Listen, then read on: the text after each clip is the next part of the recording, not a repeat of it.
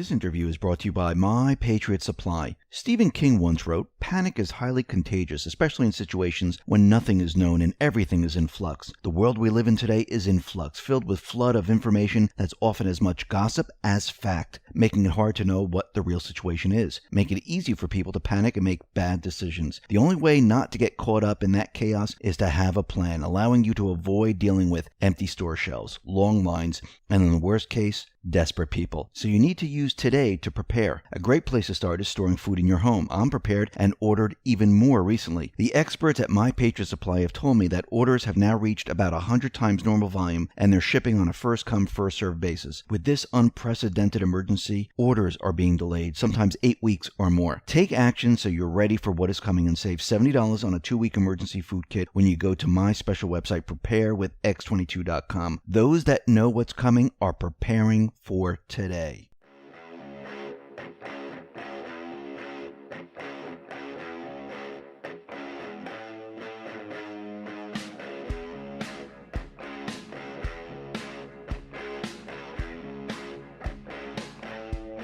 Hi, and welcome to the X22 Report Spotlight. Today we have a new guest, Zach Voorhees. Zach was a senior software engineer at YouTube Google for 8.5 years. While working at YouTube in his final years, Zach learned that Google was censoring fake news, creating blacklists, and much more. Zach blew the whistle on Google and YouTube, and you can find all his work on his website, which is zachvoorhees.com. And I am very happy and honored to have Zach on the X22 Report Spotlight. Zach, welcome to the Spotlight. Dave, it's good to be on. Hey, thanks for being here, and I am very grateful that you decided to reach out and come on here, and I really appreciate it. And I just wanted to start off, maybe people don't know who you are. You work for Google, work for YouTube. You decided to blow the whistle on Google. Just explain in a short summary of why you decided to go ahead and blow the whistle on Google YouTube. So I want to, first state that Google treated me really well. It was a great company to work for, all up until the last 3 years. And all the things that you hear about it are true. Free lunches, free massages. I was totally happy. I loved the work that I did. But then something changed within the executive team right when Donald Trump got elected. And after that event, everything changed. And so the way that it changed is, the first instance that I knew that something was up was the TGIF all hands on meeting that happened directly after Trump got elected, in which the CFO, the CEO said very inappropriate things, such as that they were personally offended at the election of Donald Trump. And the CFO was saying things on stage such as, I think we're going to lose this one, in recounting what had happened up to the election. And then what really interested me was the new CEO, Sundar Pichai, said that one of the most successful things that they had done during the last election was censoring fake news. And I was listening to that. I went, wait, what? We're censoring fake news? I didn't know that we're censoring anything. And so I started to search on the internal search engine that we have at the company. And what I found was that they had all these design documents about fake news and what they were going to do to, get rid of all this problematic fake news. Now keep in mind, Dave, that at this time, the mainstream media started pushing a narrative that there was all this fake news. You'll probably remember this, like, oh, this isn't real. Trump is using fake news and he's just creating an alternative reality. And so this started to become like a very predominant narrative in the mainstream media. And so Google took this position that they had to respond to this problem that had just suddenly become an issue. And so these fake news documents, these design documents that they had, were how they were going to respond to all this influx of fake news that suddenly started hitting the internet. And one of the interesting things is that the examples that they were using for these like fake news design documents included actual events that had happened. Let me give you an example. Okay. So they said that Hillary Clinton running weapons through Benghazi to fund ISIS was an example of fake news. And I sat there and I said, well, I'm not really too sure if that is or not, but maybe it's a good idea to just start to, research. And so I started researching the background on this, and I went, well, actually, I think this could be true. Oh, it looks like Hillary Clinton did. In fact, there was a whole email scandal, and they had congressional hearings on it. Oh, wait a minute. The congressional hearings were for this event that happened in Benghazi, and it looks like she had not only, funneled weapons to ISIS, but that ISIS had fired one of our own missiles, a Stinger missile, at a helicopter, and it didn't explode because it wasn't armed right. And then they traced it back through this event. And so I found that there was all of this, real information that proved that this narrative point was actually plausible. And so I started to get, I started to suspect at that point, is this really about fake news, or is this really about controlling the narrative? And so I started to dig further and further to try to figure out, what it was that they were trying to do with the fake news. And I realized that, well, if they've got a way to classify fake news, then they must have some way to execute on removing this fake news from their search engine. And so I went down another rabbit hole trying to find, well, what exactly is doing this censoring? And I found the program. And that program, that project, is called Machine Learning Fairness. So they created this entire program to handle this. Yes. And so, what is machine learning fairness? Well, machine learning fairness is a type of AI. So if you imagine AI is this large circle, some of the AI in there can play chess, some of it can play, checkers, some of it will tell you what weather predictions are. There's a subset of AI called machine learning. And what it does is it takes in a pile of data and it uses a neural network to try to figure out what the patterns are without anyone's help, other than just the data that's properly labeled with the expected output. And so this machine learning fairness is this type of AI where you feed it millions of data points that you have the expected output for, and then it just figures out what caused that data to be labeled in that certain way.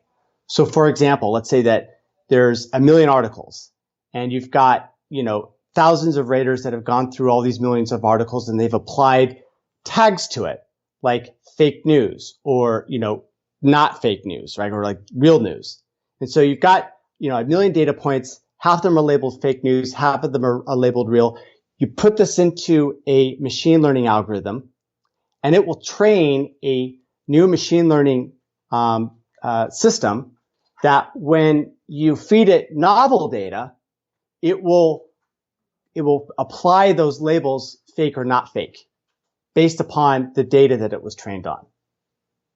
And so this design document was talking about how this system worked, all the subcomponents on it, including subcomponents like Project Purple Rain and some others. And so it was very clear to me that they had put a lot of time into this project, and they had sort of their plans on how they were going to convince the managers to make this machine learning fairness project a priority for all their different systems. I'm talking about Google Search. I'm talking about Google News. I'm talking about YouTube.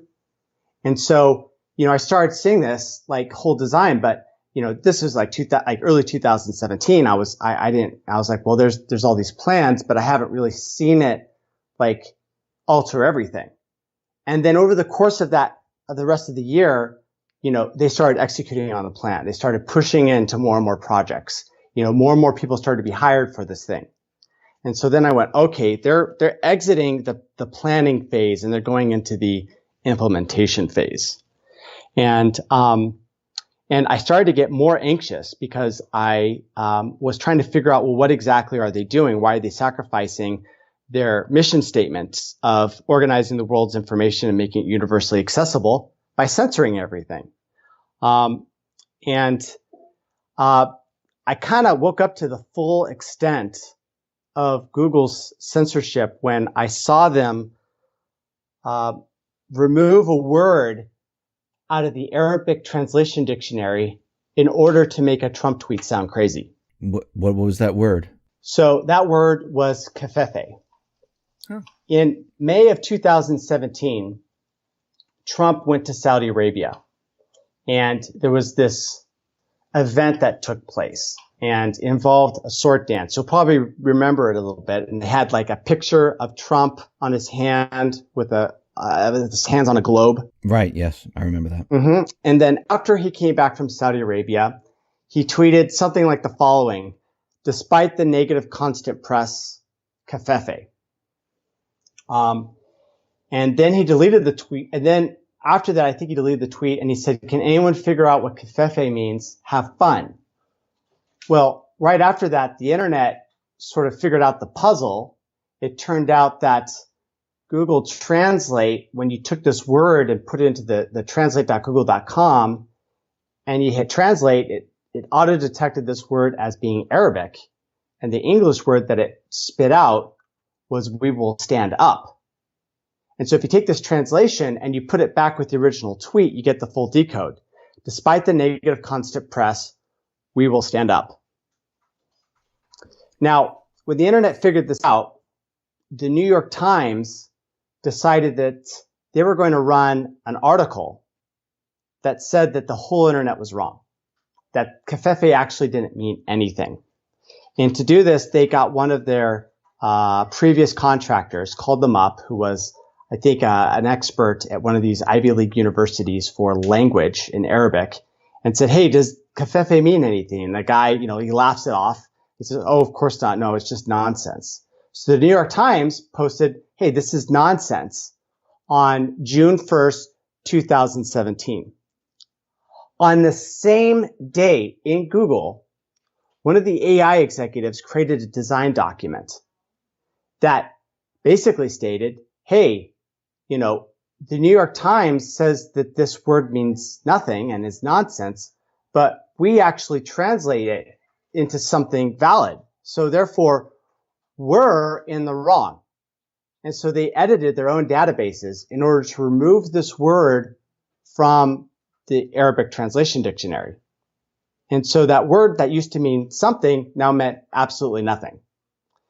And then 7 days later, I saw the Washington Post start to push this narrative of, well, the president's mentally incapacitated. He's tweeting nonsense. Let's invoke the 25th Amendment. And I'm sitting here going, wait a minute, is this sedition?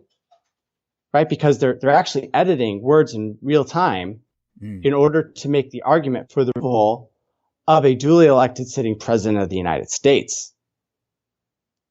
And that like thinking about that just blew my mind, because I didn't think that the world worked like that. I didn't think that a big globalist corporation like that would stoop so low as to just delete words in order to gaslight a duly elected president in order to remove him for, mental incapacity. But there we go. That was what was happening right in front of me, clear as day. Is that the only thing that Google has done, or have they done a lot more than that? They were employing blacklists when they said that they weren't. Like, they testified. I can't remember who it was, but it was some executive. Later it was Sundar Pichai actually said this, but they had been saying for a very long time that they were not using any blacklists. And so I'm sitting inside of Google, with access to all the searchable documents, and I say, well, I'm just gonna wow, we don't use any blacklists, and I search for blacklist in their code database, and immediately I pulled up this page called the YouTube query blacklist. And in that text file had all these different keywords that they were using to blacklist sites from YouTube, believe it or not. And so I'm like, well, wait a minute. How are they telling Congress that they're not using blacklists? Don't they even just attempt to search it in their own search engine? And so, this is another example of them, using this blacklist. And so I started looking, well, if there's this blacklist, maybe there's other blacklists. And I discovered that there were. They were using blacklists for their Android phones for a product called Google Now, right? And they were using this other blacklist for that they'd used to censor news on the Las Vegas attack on October 1st, 2017. And not only was it for these specific events, but it seemed like there were these unrelated sites that were getting, taken out, delisted from the Google index that had nothing to do with the event. There was a website called ecatworld.com that exclusively reports on the happenings of low energy nuclear reactions. You've probably heard it as cold fusion. They take palladium, they soak it with deuterium, and then they apply an oscillating electrical current, and they get this, what appears to be a nuclear reaction. Well, this website was reporting on sort of like an industry newsletter that was talking about all the developments throughout the world about this, type of technology. Well, they got taken off the Google, search index. And they're like, even if you type in our exact, .com, it doesn't appear. So now we have to make a .org so that people can find us again and we can go back on the search index. But now all of our backlinks are gone, so we're deranked. So I went in and I said, well, I work at Google. Maybe I can figure out what's going on. So I type in their exact, URL, and it brings me to one of these blacklists that were used on the Las Vegas massacre, which, by the way, I've released in my disclosure. And this blacklist has like all these things related to the Las Vegas massacre, but in there it has ecatworld.com, and then it's got a bunch of made up terms. Like it's got an invalid subdomain, and it's got all of these keywords that make it seem like it's pointing to articles that have to do with quote unquote fake news with the Las Vegas shooting. And so I'm sitting there, I'm like, well, wait a minute, how come they're putting this? Who would go to the trouble of creating a fake URL to take away this cold fusion energy website? And what I realized is that, I realized after digging in that this cold fusion was actually a real process, and that every first world country in the world had never abandoned the research. Japan, China, India, they're all studying this stuff. Lockheed Martin. It turns out that 60 Minutes had done an episode saying, actually, it turned out we were all wrong. Cold fusion was real all the time, and all these defense contractors are studying it. And then I said to myself, well, if this is real, then I'm going to make a couple predictions. One is that Google is going to invest in this because they want to keep their finger on the pulse. And two, they're not going to want to talk about this publicly because they will violate the narrative. And so using that prediction, I started searching, and what I found was that Google had a secret cold fusion lab at the time. Now it's open. Now they're like, oh yeah, we've been studying it for years, right? You can even search on this, and but they claimed that it was fruitless and they weren't able to find anything. I don't necessarily trust them on that story.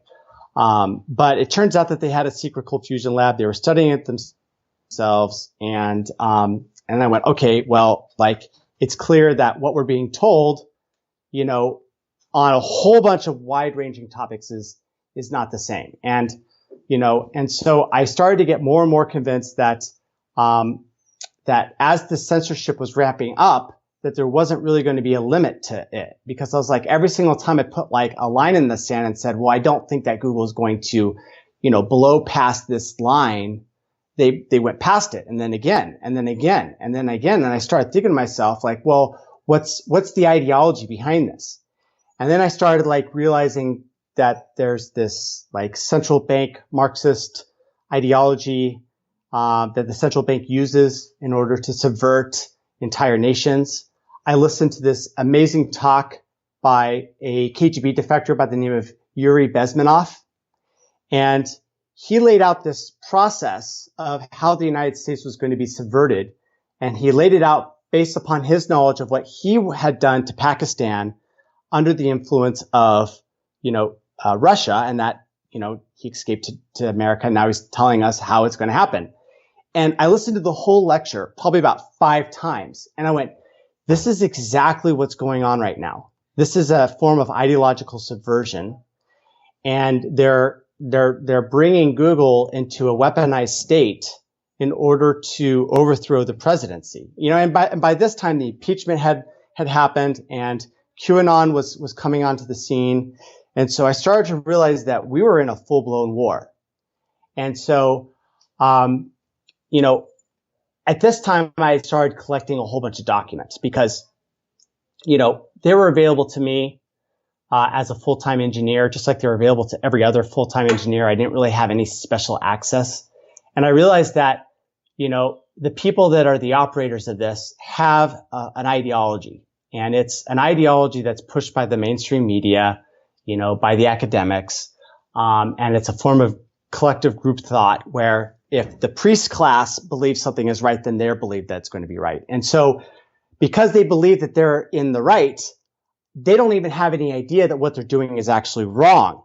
And so they're not even trying to hide any of these evil plans because to them, what they're doing is completely good. It's the other guy that's evil and justifying what they're doing. So I realized that now that I had access, I was going to download everything that I can and store it as a collection of PDFs. And so we're now getting into like the end of 2017, 2018. I'm like, okay, I need to, you know, do something here because Google's is the biggest fish in the biggest pond, and they're going to present the biggest problem for the Patriots as they're trying to, you know, end this current system. And if the Patriots lose, we're going to go into a form of dictatorship because there's this thing that I learned where all dictatorships are the result of a failed revolution, right? And so I realized at this point that, you know, the Patriots better win. And if they don't, we're going to have, you know, some sort of central bank dictatorship that's going to take in its place because they're going to realize, well, you know, nothing can stop us. If you win the revolution, then nothing can stop you at that point. You're in the position of military dominance. And so I decided at this point that I did not want, you know, what was going to happen to my country, the same that had happened to these other failed, you know, Marxist revolutions, like what happened to the Soviet Union, where like tens of millions of people died. So I started seeking out friendly media that could help me take this cache of documents and disclose it to the American public. Because, you know, all these plans that are put in behind the scenes, the one thing that they fear is public disclosure. Like once the public sees what's really going on, then they're going to be revolted and they're going to say this is a problem. And then all of a sudden their plans are going to get, they're not going to be able to implement them. And so I realized that the way to undo all of this was to have full disclosure to the public with a friendly media group. And after going through and navigating the networks, I realized that the best place to disclose this information was going to be Project Veritas. And that was because of the integrity of James O'Keefe. Now, I know that there's a lot of people that have heard the constant narrative from the mainstream media that James O'Keefe is not credible, that he doctors his videos. And this was my impression, you know, as well, because I come from that same sort of cultural indoctrination. So I went through and researched for myself whether any of the claims that the mainstream media was doing were legitimate. And what I found, yet again, was that the exact opposite of what the mainstream media was saying was true, that he wasn't the most uncredible person in politics and media. He was actually one of the most credible people.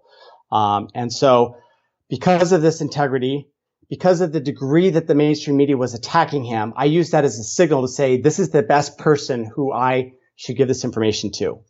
And so we reached out, we connected. He sent over a handler that sort of, you know, handled the information transfer from myself to his company and was able to craft this story. And then as we started ramping into this, it's kind of interesting. Something came from the top and my handler had to switch gears and then go after Twitter. And so you may remember a Project Veritas story sometime in 2018 where they had done an undercover sting operation and found out that Twitter was shadow banning conservatives. Yeah. Yep, and they were like talking openly. That was my handler that had done that sting operation, and he enlisted my help in order to do that. And I told him that the only help that I could give him was, sort of the ideology behind these people based upon, assuming that's similar to what's happening at Google. And so tangentially, I had a part in that Twitter story as well, though, I had very little to actually do with it in terms of the amount of hours spent. But so I gave this information to my handler. He passed it on to James O'Keefe. And then James O'Keefe took a look at all this information, and it was so he actually told me later that he didn't act on it originally because he suspected that it was some sort of false intelligence. That was a trap. And he didn't want to get caught in another trap because the deep state keeps on trying to get him into a number of traps. And they actually got some operatives in his company that almost destroyed Project Veritas, which isn't a widely known fact.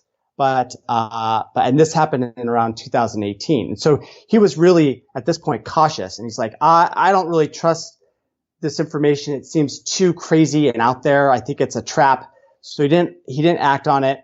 And it wasn't until 2019 when he was, for whatever reason, doing an undercover operation in the Bay Area and got a Google engineer to basically, talk about his project, which turned out to be machine learning fairness, and then validated all the things that I had, the large points that I had told James O'Keefe. And so he's like, okay, we need to start doing like a full-on undercover sting operation. They targeted multiple people, got them into a public location where they could record what they were saying without breaking any laws. And so, because there's no expectation of privacy if you're in a Mexican restaurant sipping on a margarita, there is if you're inside a private area that's not open to the public. Okay. And so, based upon the intel given them about who was responsible for implementing this machine learning fairness, they were able to target those individuals, and they got Jen Janai, who was an executive director in the AI space, and she said that, this is almost verbatim, but that she loved Elizabeth Warren, but she disagreed on the need to break up Google, because if Google's broken up into all these other smaller companies, then these companies together don't have the power to stop the next Trump situation in 2020. Wow. So here she is admitting that Google is trying to stop the next Trump situation in 2020. What exactly does that mean? Obviously it's up to interpretation. I know that these people, like if you look at their behavior, it's obvious they think that Trump is an illegitimate president. They think that Russia elected him, so they feel that they have to react by preventing these fake Russian trolls from rigging the next election, right? And so, but it was an admit that this is what Google was going to try to do. And so this anchored the story with a human face. And so, let's go so this recording was done sometime in April or May. And at this point, YouTube is doing like yet another adpocalypse where everyone like you and, Tim Pool and all these other people, they're being like destroyed with demonetization. And you probably, had this experience. Was this planned on purpose? This was planned on purpose. They made all these mistakes, but these mistakes always hurt the user and deprive them of money. So you probably had this experience where your video comes on and then automatically gets demonetized for the 12-hour surge. And then you're appealing the decision, and then they reviewed the decision. They said, "Oh, we made the wrong decision. We're restoring your monetization." But you're like, "But now I'm just getting the tail end of the views, right?" Well, that's too bad. And then it happens again. It happens again, and it happens again, day in and day after. It keeps on happening. It doesn't change. And so they kept on doing all these tweaks that were depriving people of money. And my understanding is that this was depriving them of, resources, whether it's view counts. Basically, they don't want you guys to grow, because what the truth tellers are saying are things that destabilize the current system. Right. And they want to preserve that current system because, it's clear by me at this point that they're trying to get back, the central bank is trying to get back into control. And so they're messing with you guys. And it looked like in April that they were doing sort of like the major blow to you guys. And that's when the recommendation, which I call the up next algorithm, really started to change, started to redirect everyone from another content creator that was similar to Fox News. I know. Yeah, I noticed that everything, and then everyone's views went way, way down. Yeah, exactly. And so, everyone's views was going down. And at this point, like I had actually written notice of intolerable, conditions twice, but I never handed it off to my boss because I chickened out or something. But finally I said, I can no longer work in this environment. I had no idea that James O'Keefe had done a sting operation. I thought that he wasn't returning my calls. So I assumed that he had just, for whatever reason, abandoned it. And so I was like, I can't take this anymore. I'm too far away from my values, and I don't want America to be overthrown. So I'm a wreck. I'm just going to hand in my resignation letter and be gone by the end of June and go back to my own business, which is I've got a side hustle where I sell the world's best bicycle glove. It's got an LED signal on the back of the hand. So I'm like, I'm just going to go back to that and be a product manufacturer because it's enjoyable and I don't have to live under hell's conditions. So I'm in my room writing my resignation letter when I get a call out of the blue. And coincidentally, it's James O'Keefe. And he's like, hey, Zach, we've got this transcript and we want you to sort of look at it and give us your interpretation, And I said, fine. Yeah, absolutely. So he sends me this letter. I read it. It's Jen Janai talking about stopping the next Trump situation in 2020. So I call him back and I went, oh my God, you did it. And I proceed to go on this rant talking about how this was exactly what they were thinking. You got them to just say it out there. Congratulations. This is going to be a defining moment in history.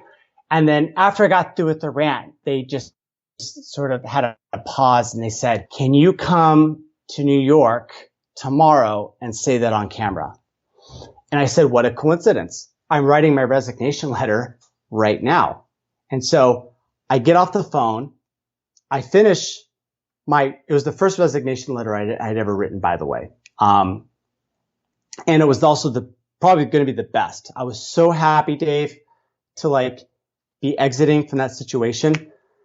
I come in, or actually I email the letter to my boss, and then immediately I get placed under investigation by the global securities team. I thought that this might happen because when you access the system, you kind of leave little crumbs, you get stored in logs and stuff. So, I'm assuming that whenever someone leaves and they're disgruntled, which my boss knew that I was due to the censorship, they might just put them under investigation. They immediately came to me and said, over text message, whoa, we want to ask you about these documents that you accessed. And they didn't know, and they didn't tell me what documents I'd accessed. And I just went, oh my gosh, this might be a problem. So I said, no, I'm resigning and I don't want to take place in any investigation because I'm done with this drama. And so I got on a plane. I went to New York. When I landed, everything had been shut down. They said, don't bother coming into work. We're accepting your resignation immediately. And then I came out anonymously under shadow, and we released two pages of the 950 that I had disclosed to Project Veritas. And Project Veritas made a video that they disclosed to the public. And it was kind of information sparse because we didn't release the whole treasure trove at that point. We only released 2 pages. But we had the Gen I talking about stopping the next Trump situation in 2020. And so that turned into a huge story. And you probably remember that. Yes, I remember it. June of 2019. Holy crap. That was like they released it on a Wednesday. They should have released it on a Monday, actually, in retrospect. But they released it on a Wednesday, and it took up the entire narrative for like 3 days. And so James was like, hey, you should consider releasing all of the documents. And I kind of thought to myself, like, well, should I? You know, I do know I kind of have this target on my back, but then I started realizing that that my intentions may not be pure if I were to release everything. That I was asking myself, and I actually started praying to God about this. I was like, am I wanting to release these documents because it's going to be in the public interest, or am I living out some sort of like revenge fantasy? And the answer that I got back in this overwhelming, sort of hard to describe feeling was, hold on, don't be vengeful, like walk away and let them do, and know that because the Patriots have this information, that they're going to do the right thing. And so I walked away, and I was like, okay, I'm going to do my own business and, you know, and make money doing my own thing. And it'll just be like this secret, and no one will know that I'm actually the Google whistleblower. And then if my business doesn't work out in the end, I can go back to the labor force and get a job as a programmer. Well, Google decided that they weren't going to just let it go. They triangulated that it was me. It wasn't hard. Like I left, and then I spilled the beans, and then, you know, I accessed the same documents that got disclosed. So they got on me pretty quickly with the law firm and started to engage in sort of like, legal warfare, I guess, you know, destroy someone's finances and their reputation and all this kind of stuff. And so I got this like letter from this really nasty collection of lawyers, demanding access to all of my personal information to sort of comb through and figure out what I may or may not still be retaining from the company. And I started asking, you know, defense lawyers, and they're saying, oh yeah, this is the first step in getting destroyed. This happened to Kevin Cernecki, but they didn't tell me it was Kevin, but I figured it out later. But he actually followed the rules and complained to the National Labor Review Board about what Google was doing to conservatives within the company. And Google ambushed him and then made up a criminal charge saying that he was maliciously trying to get all their information in order to conduct corporate espionage. And so they put him through a criminal system, in addition to a civil system. And he had lost $100,000, you know, on legal bills, and there was really no end in sight. So I thought to myself, well, this is what my future is going to be, and if I just comply with them, then they're not going to let me go. They're just going to continue this whole thing. And I remembered, like, well, what is it that they fear? And I said public disclosure. So I realized that if they got all my information, then they were going to lock me down and maybe I get a gag order. So I said, I'm not going to help them cover this up. I'm going to expose all of them. I took the 950 pages of documents. I printed them all up. I put them into a giant box. I slapped a label on it. I sent it to Washington, D.C., to the DOJ antitrust division. I then went to James O'Keefe and I said, hey, James, if anything happens to me, you have my permission to release everything to the public, full public disclosure, thus, you know, setting up a dead man's trigger. I then go to Twitter and I say to Twitter, in the event of my untimely death, all documents be disclosed to the public. And so I sent that. 4 hours after posting that tweet, I had police come to my house, and I was able to see that it was police and anticipate that they were coming because they actually came to my friend's house because I gave Google a intentionally wrong address. And so I got heads up that they were coming because they first came to my best friend's house. Now they're at my house. Now that I know the police are there, I'm like, well, I'm just not going to answer the police because I don't have to. And so rather than them just going away and leaving me alone, they decided that they saw something that was questionably suspicious, which was a can of denatured alcohol near my gate. And so they said, well, this could be a bomb. And so they called in a bomb threat. And that means that they had to call in the bomb squad. They had to bring in robots. They had to shut down the streets from 20th in Valencia all the way to 22nd in Valencia. Now, keep in mind, I didn't realize that they had done this. And so I was just hiding out in my room and, peeping through the curtains and saying, oh, there's still police out there. And I was on the second floor, so I could look down the street, and I started using my phone with as a camera, as kind of a periscope to sort of peek out and see what was going on. I went, man, the cops are still here. So I was laying low, going through my house. And then I started hearing a helicopter flying close to my house. And I was thinking to myself, no, that's just paranoid thinking to believe that this helicopter's coming for me. And then I hear two helicopters, and I went, what is going on? It must be like some sort of homicide that just coincidentally happened. And then I just think that, because coincidences do happen sometimes, that I just, happened to have the police come by and check on me while a homicide happened. That's why there's helicopters. Well, no, it turns out that the helicopter's really for me. There was a bomb threat. And I realized this when my best friend, who was coming to visit me, saw that all the streets had been blocked off. And when he questioned why it was and asked them if they were here for Zach, they said, who are you? He's like, I'm his best friend. And he had known about this dead man switch and everything that happened. So, he was not that surprised, even though it was alarming.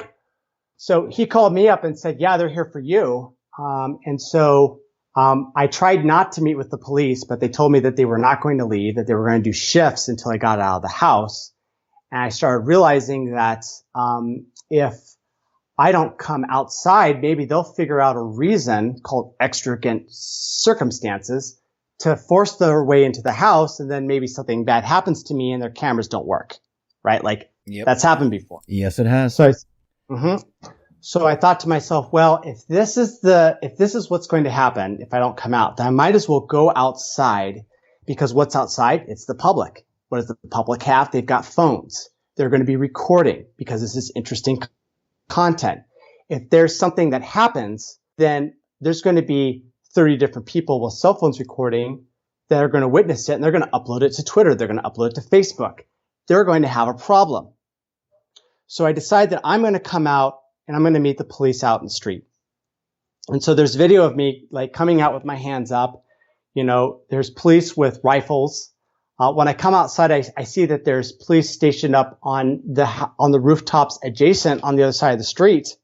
And this is all because I didn't answer the door. And so I was compliant. I did everything that they asked me to do. They detained me. They didn't handcuff me. They put my hands behind my back, and then they took me across the street, and then they asked me a bunch of questions, such as, do you want to hurt yourself? Do you want to hurt others? Are you supposed to be on any medications? They're basically trying to figure out, and if I answer wrong to any of these, then, they take you to a hospital, and then you get evaluated under, a physician. And so, at the end, after these questions, which I answered all fine, they asked me, well, why would Google call this in? Now, I had known that Google was doing it because who else could do it? But that was the first moment that I had a concrete explanation of who called in this wellness check. I said, the reason why Google would do this is because I disclosed 950 pages to the DOJ. And they said, do you have any proof of that? And I actually had taken a picture of the letter that I had sent to the attorneys in response, admitting that I had retained documents and that I had given it to the DOJ. So I let the police officer read this letter that I had typed out, and they went, oh my gosh, you're a whistleblower. And I said, yep, I am a whistleblower, and that's why you're here is because you're acting on behalf of Google's interests. And so after that, everything de-escalated. And the media who had been covering what was happening just abruptly ended the news coverage and didn't let the public know anything about what happened, right? Because it didn't go as, I guess they were hoping. And so the next day I got on a flight and I went to Washington, D.C., And then I went on video again, this time without a mask, without sort of any anonymizing features, as myself, and clearly explained to the American public what this system was and how exactly they were censoring all of you content creators. And so then that started the second sort of full disclosure of what had happened and how it all worked. And my goal with this disclosure was to give, because there's good guys in the government, right? And those good guys currently are investigating Google for antitrust. But what they need is that they need, like, I guess you could call it ammunition. They need to have, they need to know what's going on. Because Google, you see, they built themselves this fortress. And that fortress is called discovery. They don't want anyone to do electronic discovery no matter what, because as soon as they're audited, we're going to find out in court record that they've been up to all kinds of things. That this line that they've been saying in Congress is fiction. So they've been lying to Congress. They've been lying to Congress. Yeah. So by giving them this insight, I've now given these attorney generals that are investigating, the threshold of plausible suspicion that would allow them to crack through this wall, this electronic discovery wall, and get in there and start auditing. And Dave, once they start auditing, what are they going to find? What else are they lying about? So this is, and then I've been, trying to keep this alive in the public. I feel it's actually got a life of its own at this point. I put all of this information, I've centralized it on zachvorhees.com. So when people are searching for this, they can find this information and it's all digested. They know exactly where to go and where to look. And, because there's a lot of state attorney generals looking into this. There's 52 states and territories, and there's 51, attorney generals that are looking at this. So, the only one that I believe it's not looking into this is the one for California, which is obvious. Google is based in California. And so, they're all working independently and possibly also together in some aspects. But it's not just those state attorney generals. It's also the city of New York, and it's also the federal government. And so now we've got 3 administration levels of governance investigating Google in order to figure out what it is that they're, not being truthful in and what they are. And, let's get this whole thing cracked open and let's see what's really going on, because, this company controlled everything. Yeah, they control everything that they want you to see. Yeah, from your email, yeah, from your phone, from your child's education. Like, if this had been like just a normally corrupt company, I would not have blown the whistle. The problem is that Google's used everywhere, and it posed a threat to the system. And they actually had the momentum to rig the election in 2020. And now that I've given the Patriots a head up, now they have the legal tools necessary for Google to stop the rigging. And as you've probably seen, a lot of the censorship that they've been doing has reversed. So why do you think it has reversed? Like, because now, like, when I type in, like, say, Hillary Clinton email, it comes up with scandal with the suggestions. If you type in, like, Rachel Chandler, it shows pictures now. People are noticing this. Why do you think this all of a sudden reversed, where now you can see all this information? Right. Well, there's one thing that's kind of uncommon, because we're still in this narrative like, oh, well, YouTube's censoring conservatives, they're censoring conservatives, and there has been censorship in place. But despite all the censorship, the growth rate of these YouTubers has continued to grow. It started to stop back in April, May, and June, but that's when I came out with the disclosure, because I saw these channels reversing their gains and starting to lose subscribers. And so, what Google's been doing is that they've been releasing on some of the censorship for the YouTube commentators themselves. And they've allowed the channels to grow again after a short hiccup in Q2 of 2019. And so I've actually noticed that despite the popular narrative that Google's only getting worse in their censorship, I've seen that they've actually relaxed some of the censorship. And I think that you went from 250,000 subscribers to now over 650,000 subscribers. Yeah, I noticed that the count went up quite a bit. I mean, even the views, the count, and I know that this is not normal. I even noticed on my website too, like things like this is not normal. I normally don't see this. Yeah. And so what I attribute that to is this disclosure that I did, making it public. You know, one of the targets was the lawyers for the attorney generals, but another one was actually the operators of Google itself.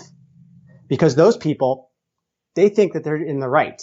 They have no idea that Google's up to all this election rigging. By giving them this proof, they're going to be like, well, I'm interested. Let's see what's going on. And they see this and they go, oh my God, this is true. Oh my God, this is true. And then, you know, they see something like the YouTube query blacklist, which is a whole rabbit hole in itself. And I suggest you look at that one. Holy crap. But they start to see this and they start to wake up. It's like a red pill. They're like, wow, Google's not as they say. It's actually this evil force. And so they've got some degree of autonomy within the company. They have influence they affect policy. And so when Google's like, hey, let's apply more censorship, instead of everyone being, yeah, we're all on board with this. What's happening is that you've got what I call liberals that are now waking up saying, well, wait a minute, we're betraying our liberal values. Like, why don't we just let the people choose whoever they want to follow? Like, why are we doing all these things that prevent, you know, a free and open internet when our mission statement is essentially supporting a free and open internet? So what I think is that a lot of the operators have been pushing back I was told by people that I was formerly friends with that hate me now because of this disclosure, saying that this disclosure just screwed up the company so much they had to ban political content on the email. Like, no one can talk about politics anymore. And they're changing their corporate culture based on this disclosure. And also think about it. Like, if they do all the censorship and then someone comes and then, you know, does this huge disclosure, well, then what's going to happen if they do more censorship? Is that going to lead to more disclosure? Like, do they know everything that their employees might have downloaded in the last 3 years? All of a sudden, what I've done is I've made management aware of the inherent risks of more censorship to their bottom line. And they're probably getting pushback like, hey, you know, pushback from their stockholders, where their stockholders are saying, hey, why are you doing all this censorship? It's against your values. It's destroying the company. Don't do censorship, censor less. And so all these different factors have been sort of this, you know, low level, almost background noise resistance towards screwing up all of the algorithms and letting the algorithms just be themselves, which is measuring engagement and trying to match people up with content that they find engaging. And if you just let that happen, what I call organic results, then the organic results will reconfigure the internet so that it gives you what it is that you're looking for. Yeah. And so I want to finish up by saying, you're like, well, what happened with all this specific stuff that happened within the last couple of weeks? Yeah, that's what I wanted to ask you. Go ahead. Right. So in the last couple of weeks, we had a very radical shift where the deep state seemed to get exposed. And there was also some sort of funny things that happened, like you search for the Democrat Party and it shows you like a rat, right, instead of a donkey. And you start searching for things like Pizzagate and Hillary Clinton and what you find, and like the Podesta art. And you start finding all of this information that Google was censoring. All of a sudden, the censorship sort of released. And I knew this was happening because I had a flood of people come to me and start saying, oh, like Google changed their censorship engine. And the first two, I was like, yeah, whatever. And then by the third one, I was like, okay, there's a pattern. Sure enough, they changed everything. And it happened within one day. Well, there was an interesting coincidence that happened 24 hours before this censorship was released. And that was, there was this deal made between President Trump and Google. Okay, so, we're currently in the middle of this, questionably fake epidemic. Trump says, hey, we're going to work with Google in order to provide an application. This application is going to ask you a bunch of questions about symptoms, and then it's going to use AI to figure out whether you should be tested. And then it's going to match you up with the local testing center so you can get this drive-through test. And so, this is a really simple, easy sort of system to create, right? The whole idea that you need AI to figure out whether you should be tested, it's literally a flow chart. And a flow chart is simply an if-else, chain. Right. If you have a sore throat, then go get tested. Or if you have, a wet cough, then go get tested. Else, if you have a dry cough, then go get tested. If you have any one of these symptoms, you need to get tested. That's it. That's the AI that they're using. And then, then what's the second part of that system? The second part of that system is matching up the people with a local testing station. This has been a solved problem for over a decade, right? Probably even longer. And Google provides solutions for this where you can, put in a collection of locations, and then you put in a new location as your search query position. It brings you back the top 20 closest items to that location. So, you just imagine search for the 20 closest testing stations within, let's say, Oregon or Washington, and it's going to, give you the 20 closest. You just go to that. This whole system could be done by someone like myself, a senior engineer at Google, experienced with these APIs and these tools, or any other engineer that's senior and knows what they're doing. And they could probably have a good solution by the end of the weekend. It's really not anything that isn't anything other than a solved problem at this point. Google and Trump came to an agreement that Google would put not one engineer, but 1,700 engineers into solving this problem. It's an interesting number, 17. 17, yeah, isn't that? Yeah.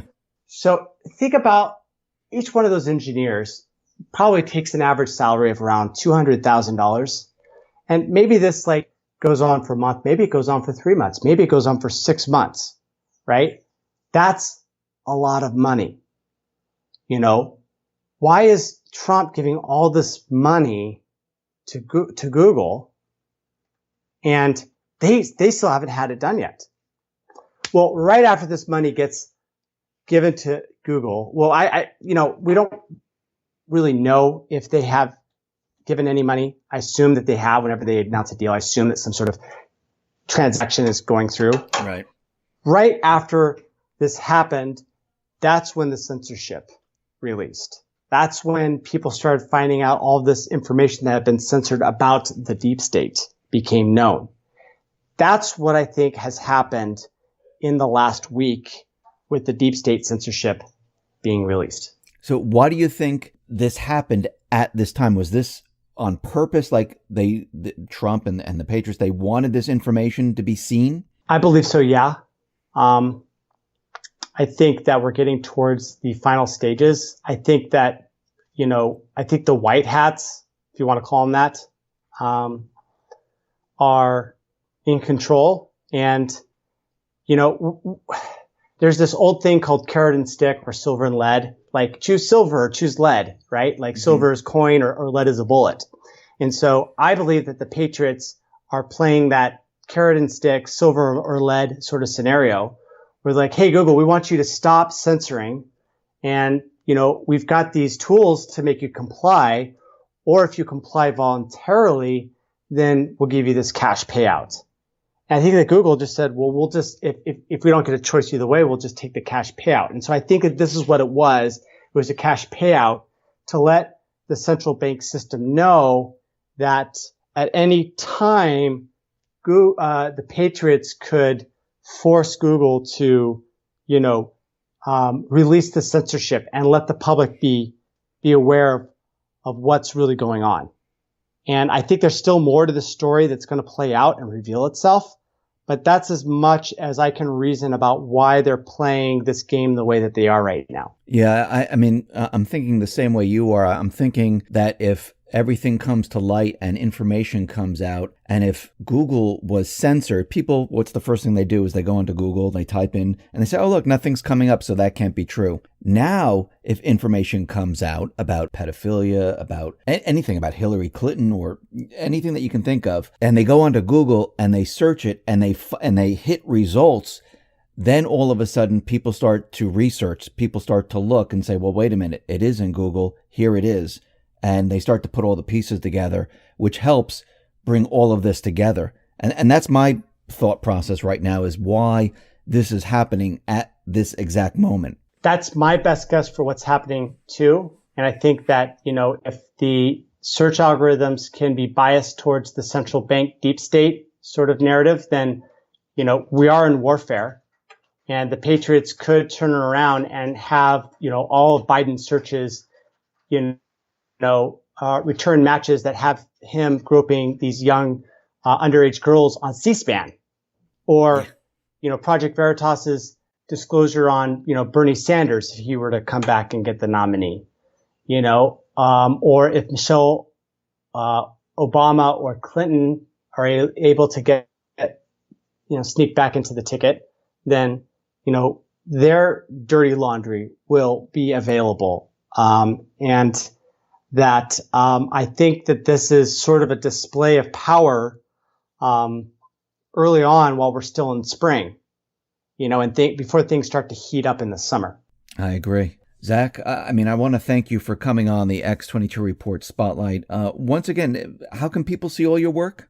So if people want to join the fight against Google censorship, they can follow me on twitter.com/perpetualmaniac, or just search for my name, Zach Voorhees.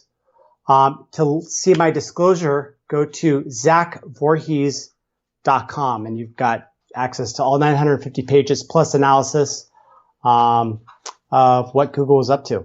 Great. I'll be putting all the links at the bottom of the video. Zach, once again, thank you very much for being on the Spotlight. I really appreciate it. Thank you, Dave. It's been a wonderful time coming on the show.